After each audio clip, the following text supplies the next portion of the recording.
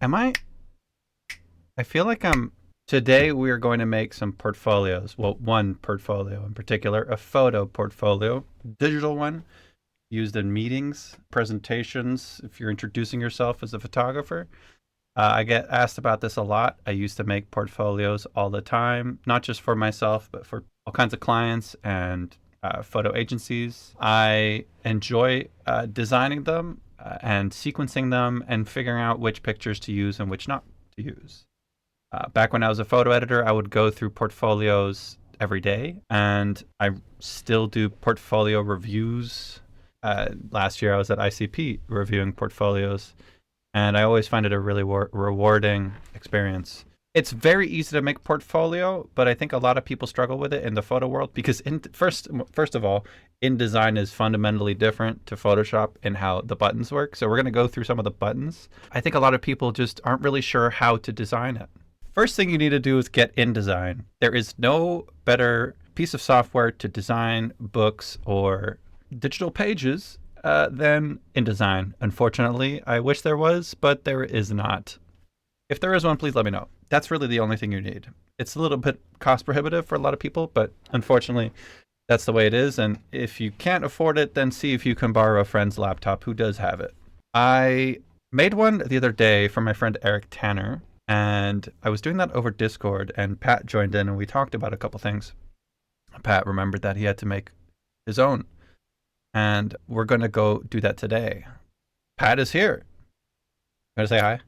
Yes, I'm here and I am ready to get my portfolio on, baby. Patrick, what kind of photographs do you take? I don't know, I like to play with colors and compositions and I have an awful lot of photos from when I was a skate photographer that kind of capture a certain lifestyle. And so what I want to do, one of my goals is, to see how these work together. Because you chose them and we're gonna put this together and I want to know what I can extract from those years of my life because I Right. started off as a skate photographer. I did that for over a decade. And then I moved to editorial work in like 2016, and I was doing stuff for Fader and Bloomberg, like when those magazines were hot. But then I eventually like kind of got tired of editorial. The rates just aren't there anymore. It's difficult to execute a shoot when you have no money for an assistant. So I don't like to operate on a loss. So I kind of like am trying to leave editorial and enter into high fashion and Yeah. Yeah. commercial work. And Yeah. so it's an interesting pipeline because starting as a skate photographer and then like my end goal right now is to be a commercial fashion photographer. Yeah. It's an interesting road and like the images are all different. I've just captured all types of different images for my entire career and they all have a different vibe to them and specifically I went through like a really difficult point of my life for about 4 years when I had an addiction problem and I lost a lot of my images just by being, inconsistent with my archives, no naming conventions, no dates of shot. Like I have like 60 folders in my hard drives that just say new work, for example. So Yeah. What we have is we have a pool of images, which I've already looked at. There's some images I haven't seen yet, but we're going to make a completely new document. So we're going to figure out the scale of it and the scale of the images within that. The sequence, we're also going to figure out what your target audience is for the portfolio, who's going to see it, what you want them to feel about your pictures, and what you want them to walk away with. So we're going to try to make that as simple as possible. I asked Eric if I could show his, and he said, "Yeah. I mean, I can bring it up later for a reference, or we can look at it now." no, What do you think? You want to look at it? let's look at it now and Okay. So here's one I made last week, or actually 2 days ago. Made this really quickly based on Eric's own design. This is going to be printed, so that's relevant. I went with a very straightforward, ad hoc, kind of like undesigned design where everything is centered. And so, we have this pagination. We have this like this starts, and I re-edited his flow and his sizing and everything. So there's a lot to look at here. as well as Erik's incredible pictures, mind you. Pictures like these were shot in Georgia as part of a personal project that is just stunning. And it's mixed in with his like editorial pictures, his fashion pictures, his other creative pictures.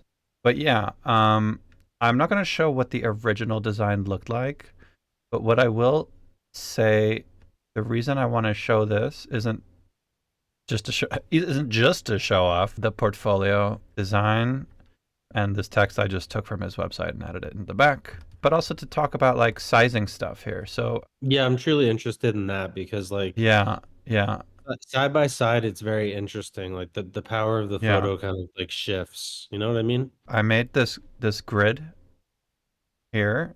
And the way you make grids like this, well, you could make a grid on any page, right? I could put a line here and it would just show up like this, but it would only be on this page. If I want the grids to apply to all the pages, hello, I want to do that on the A master over here. Anything you do on the A master applies to everything, at least to whatever has the A master rules applied to it. If you look here, apply parent to pages, and you could say, I want the B master, the C master, so you can create different rules basically. So I typically just use the A master because at least for portfolios, you're not going to do multiple types of design. The only reason you would is if you have a text, like a substantial text portion, then I would do a 5-column layout, but we're not going to talk about that today. So I have like multiple lines to establish different sizing rules. And I think it's really important in book design to have a rigid structure for your sizing of images. And I know a lot of people are going to say, yeah, but why don't you like add some creativity? Be a rule breaker. I think rule breaking only works if you set a rule. And I think I do break a rule here once, and it works really, really well. And it's because I have a harsh rule that it works. It just comes out as a different moment, and that's this one. This one is even smaller, but it's really, really nice. So if you look here, for instance, I have like this outer box and then this smaller box. So a smaller image would never. What are you making in there? Oh, the potatoes. I actually have this third outer line that was from before. We are actually not using that. So you can kind of ignore this one. This is kind of my largest image will not extend past this box. My smaller image will not extend past this box. It's about setting the constraint that you don't go beyond. It's not that all tall pictures need to be this wide, or it's just like there's a cap to the size. So what you feel is when you flip, you feel there is, the box kind of doesn't extend past this line, and you feel like it's contained in this really nice way, even though there's a lot of fluidity. A lot of people, when they make their book designs, they'll use the standard bounding box, the purple and pink bounding box. That's what, like, if you don't change your margin settings, people think, the more you see my image, the better. I don't think that's true. I think in a lot of cases you want to be smaller. It's more elegant, it's more serious, and it makes your picture look better. Besides, if you're making a book with a page bending, the bigger it is, the more it's going to be warped. So a picture like this, as beautiful as it is, and as much as I want to see it big, this is way nicer. There's something about this that's way more confident. It's way more restrained and beautiful, I think. And you should be using nice paper if you're printing it. Erik's going to be using a really nice paper, and I think that allowing the paper to live and breathe and have its own negative space is really key. That texture is going to look really gorgeous. But anyway, so then we have this oscillation between large and small. I think in this situation, for instance, it works quite nicely. It starts to create a rhythm in the sequence. I think you really want a rhythm to exist. You want some moments to be louder than others.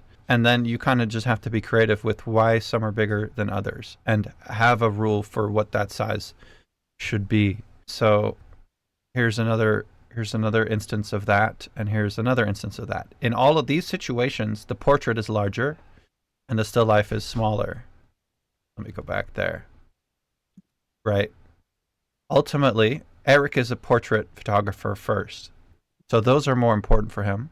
Being able to see the detail in the face is really important when you're looking at a portrait picture. So portraits typically you don't want to go smaller, especially if they're full body. The definition on face is so important. And here again, still life is smaller. But it's like if these were the same size, something about it, they start to fight for attention. There's something, Mm, I don't know how yeah. to explain it, but as soon as they're the same size, something feels like there's tension between them. As a reader, you don't know which one is more important to you. And I do feel like they start to feel like they're contending with each other. Whereas if there's this, there's like a harmony to it. I find I can't explain it. It's just this to me. I operate on my gut instinct for everything, and this is just a way of working for me. It's like Shakespeare wrote an iambic pentameter. It's ta ta ta ta ta ta ta ta. It's the same with pictures. You want to be like, you want to have quieter pictures followed by louder pictures. You need rhythm. For this, they are part of the same story. This is like the largest that I was going, right? I'm at that bounding box here. And I didn't want this to be like, if I make this smaller variant, it's still the same size and it's too loud. This is the important picture, the portrait. This is just like a texture moment. It adds to the picture, but it shouldn't take away from it. So it has to be smaller, and therefore I had to break the rule for this one. For this, I'm just matching the height so that it's the same size. So it still feels really elegant. And then, after that, it just keeps going. And one thing you'll notice, I never repeat this sequentially. So I'll never have like a small large twice in a row. Anytime that happened, I had to break it up. So here's an example of me doing that. So I noticed like I wanted this to be followed by this, and initially this was swapped. These pages were swapped, which I think for the spread looks better. But when you're looking at this sequence, like when you go from this to this, it feels repetitive and it's distracting. Something about it feels uncreative. If I swap these around, it still works, but it has a better rhythm to it. And besides, it's the final. This is like the last drum solo before we go to the closing pictures. And I like this. This for me represents Erik a little bit. So that's the design I made for Erik. This is going to be printed. This also wouldn't really work as a PDF, even though technically it does, because we have spreads. So we have the title page and the spreads. They're different sizes. Like when you're doing a PDF, you just want sheets. You just want pages. You don't really want spreads. And you kind of have to think differently for design with that in mind. So why don't we start a new document? And we'll call this Patrick Driscoll 2024. Now we have an important question to ask, and that is, what's our layout? Like, are we horizontal or vertical? Well, if we're showing it on an iPad, I imagine that vertical would be the best option. Um, When I do agency, it's always horizontal. hmm, Yeah. interesting.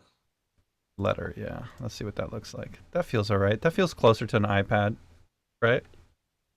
I'd say so, yeah. Um, so notice this box. A lot of people will immediately be like, "That's how big my image should be." No, darling. That's exactly what Yeah. I arrived to. Okay, we are going to build our own rules. Let's say, well, how big is that? 150 pixels. And then I'm going to make this.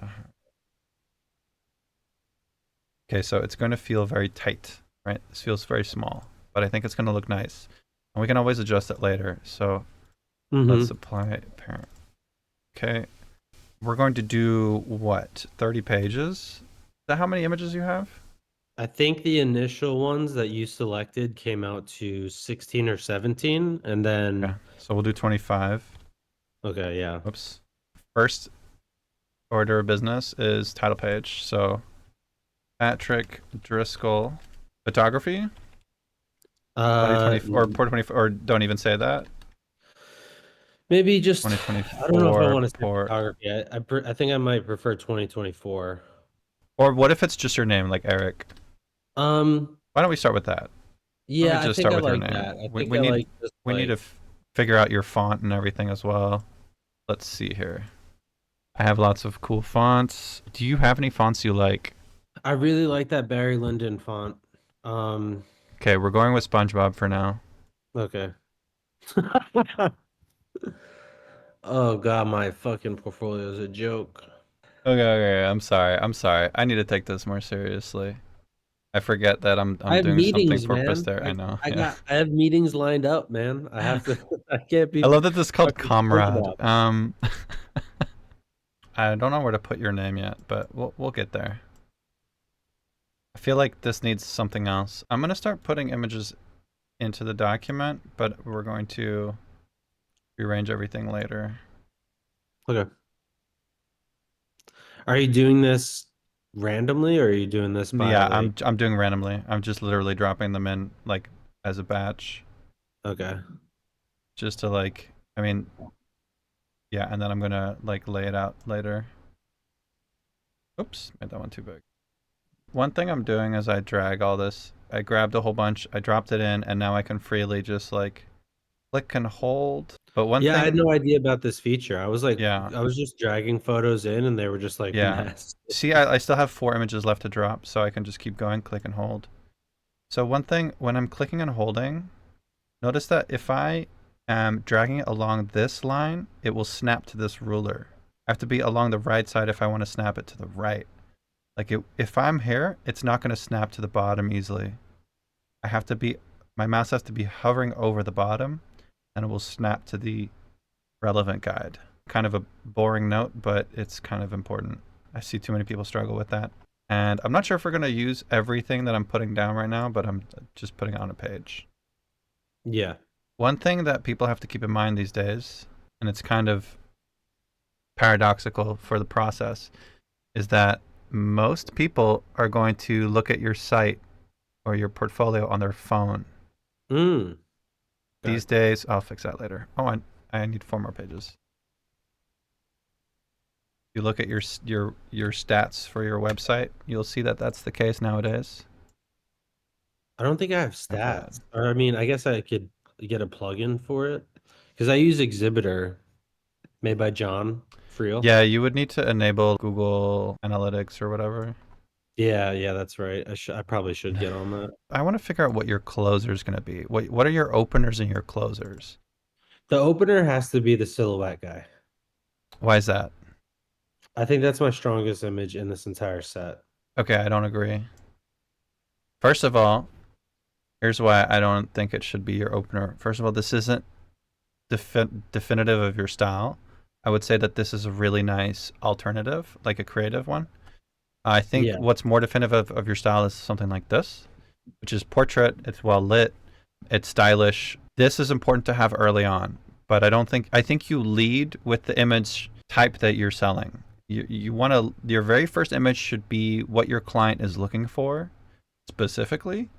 Hmm. And then your next couple are going to establish what you're capable of. It's really important that your first impression is very close to what they're looking for. So let's put that ahead of it. But let's keep it in the number 2 slot. In that, yeah, in that regard, then I believe that portrait, the black and white one, that one should kick it off. This one? That one right there, yeah. Yeah, yeah, yeah. I think that is That's a really good one, yeah. definitive of what I want to like, Yeah, yeah. So I'm gonna start moving stuff around. I need to bring some stuff up, some stuff. I'm gonna bring a lot of your skate stuff down to the bottom Right, right, right. because that's gonna be like your more personal journey stuff. That's a good way of putting it. Yeah. Okay, this one I'm gonna cut. This is from the same shoot, right? As the Yeah, just cut opener. that. You can cut that. This one I'm gonna cut because I don't feel like it does anything unique for you. You have stronger portraits and stronger portraits from the road. Let's see. This one I'm gonna cut, not because I don't like it, but because we're already doing this guy. This I feel like is so close, but there's something about this image, this that isn't working for me, as a commercial image at least. You know what I'm gonna do? I'm gonna put it in the pasteboard over here. because I don't want to lose it just yet. We might want to bring it back. One issue we have is we have too many portraits. I would love for you to dig around and see if you can bring up a couple of interesting landscapes or still lifes that we can sprinkle in. Yeah, let me I'm gonna do that like in real time right now. Yep. Cool. These two? Which one did we pick? I don't know. I kind of went I think maybe we cut the black and white one I agree. because Yeah. um I kind of leaned like sometimes in my personal work I've kind of leaned towards like a Caravaggio type Mm-hmm. image and like I've even like, replicated one of his. And I think that in general that this image like goes well with everything else, I feel like. So I have a TIFF of this still life. What dimension should I aim for? And Like it is a what TIFF. so it's a TIFF? Ideally, you are always linking your best quality files. Okay, so like because in my mind what I'm thinking is that like a file this size, I mean it's only like 47 megabytes, but like Fine. For typically just in, best use case, you always want to use your TIFFs, as long as those TIFFs are color corrected and all that stuff, and not the yeah. pure raws. When you're printing, at least that's ideally what you want.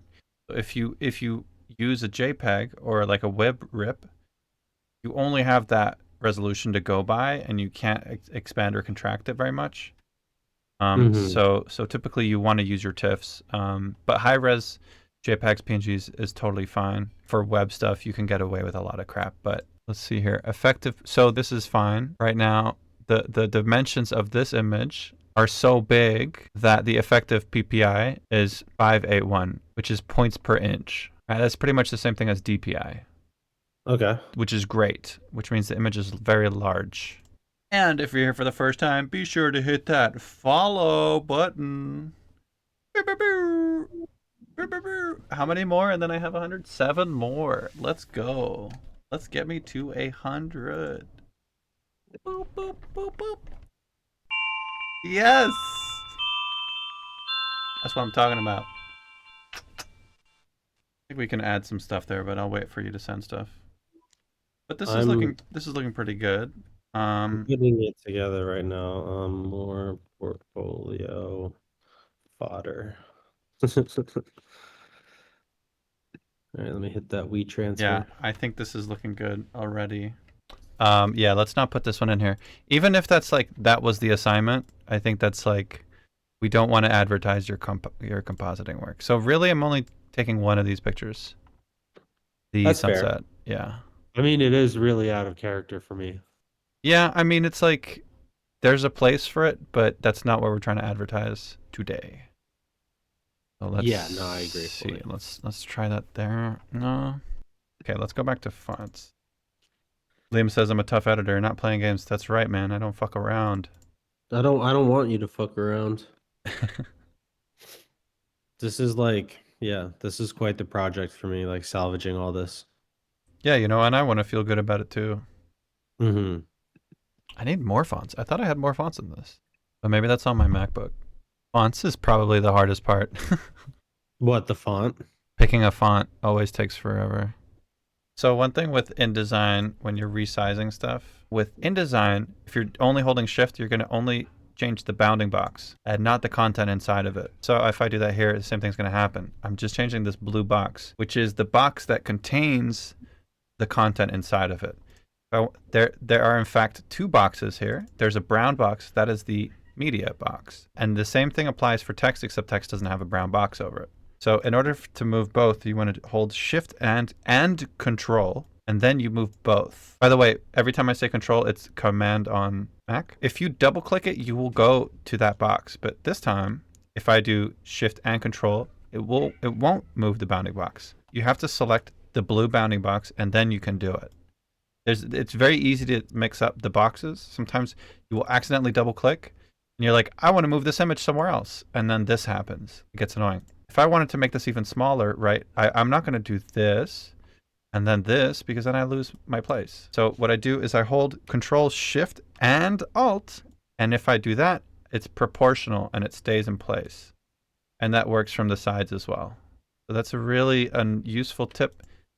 It's so funny how like a lot of little hotkeys and keyboard designations on InDesign and Premiere and Photoshop are so different. It's really difficult for people to adopt one program over the other. When photographers are so used to Photoshop when they get into InDesign, little things like that are such a throw you off so much. It can be really kind of a really big obstacle in continuing. But once you learn those little things, honestly, it becomes really, really simple. So here we have a super basic portfolio layout.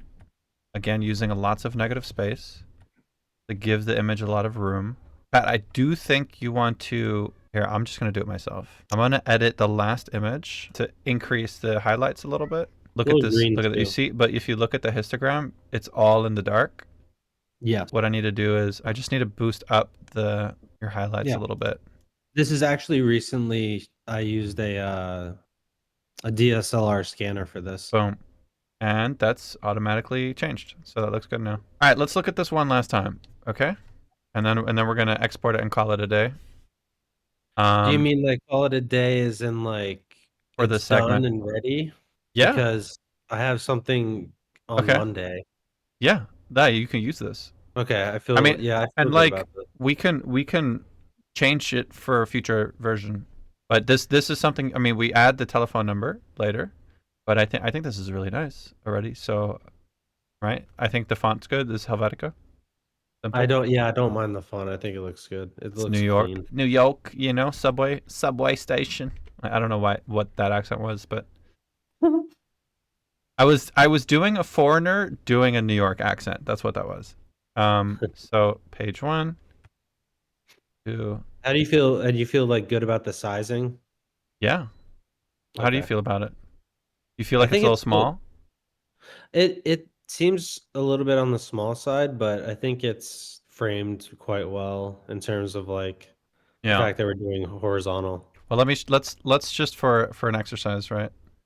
Let's let's see what it feels like when it's bigger, right? It's larger, it's more in your face. It has an effect, but at the same time, I think this is way more, I don't know, there's more power to this, I think, in a way. There's more elegance. It's really a matter of personal preference, but Right. this gives a person who's an editor a lot of room to think around the image, because typically, when you run these images, there's going to be a lot of elements around it. So if you kind of choke that negative space around it, it can feel a little bit too like you're like, look at my image, look at my picture. I don't know how to Yeah. put it, but I think that this is nice, especially for images like this.